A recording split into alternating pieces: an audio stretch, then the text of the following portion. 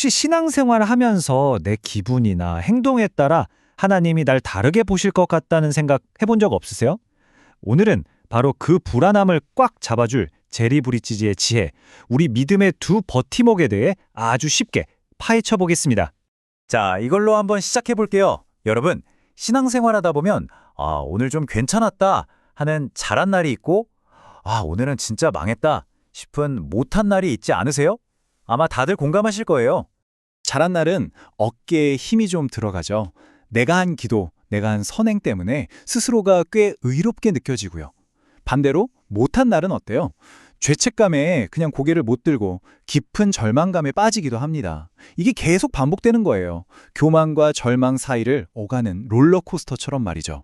제리 브리치즈는 바로 이 모습을 보고 우리의 신앙생활이 마치 금방이라도 와르르 무너질 것 같은 불안정한 책장 같다고 표현했어요. 정말 기가 막힌 비유죠? 여기서 브리치즈가 아주 중요한 점을 짚어냈는데요. 의기양양한 자기 만족이나 바닥을 치는 절망감이나 사실은 뿌리가 똑같다는 거예요. 그게 뭐냐?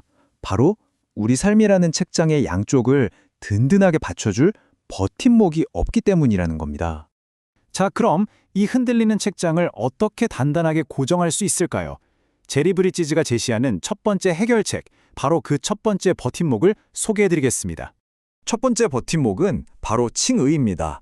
좀 어려운 말 같지만 쉽게 말해 하나님이 재판장으로서 땅땅땅 너는 무죄야, 의로워 하고 선언해 주시는 거예요. 근데 그 근거가 내가 뭘 잘해서가 아니라 예수님의 완벽한 의로움을 그냥 나에게 선물로 주셨기 때문이라는 거죠. 이게 정말 엄청난 소식인 게 뭐냐면요. 이건 이미 끝난 일이라는 거예요. 단 한 번에 완벽하게 끝났어요. 그리스도께서 우리를 위해 다 이루신 일이죠. 그래서 우리가 할 일은 그냥 두 손 벌려 믿음으로 감사합니다 하고 받기만 하면 되는 거예요.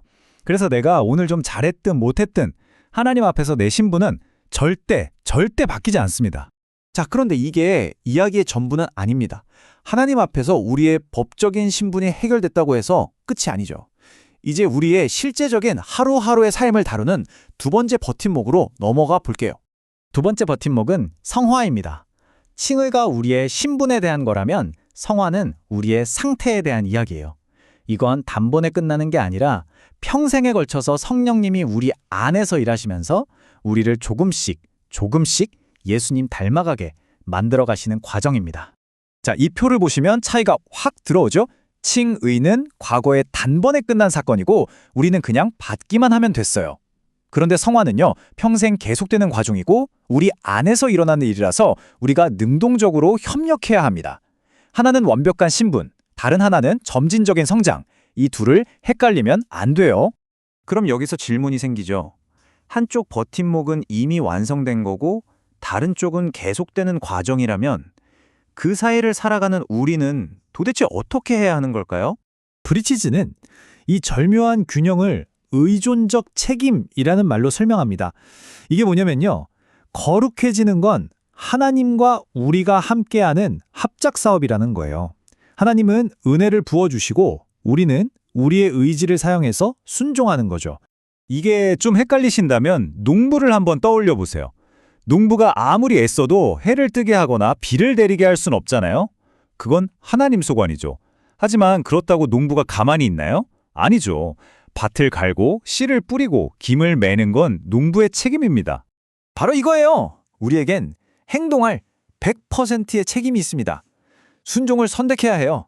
동시에 그 모든 노력의 열매와 변화의 능력은 100% 성령님께 달려있다는 걸 믿고 의존해야 합니다. 이게 바로 의존적 책임의 핵심입니다. 자, 이론은 이제 좀 알 것 같아요. 그렇다면 이 멋진 두 버팀목을 우리 삶에서 매일매일 어떻게 실제로 붙들고 살아갈 수 있을까요?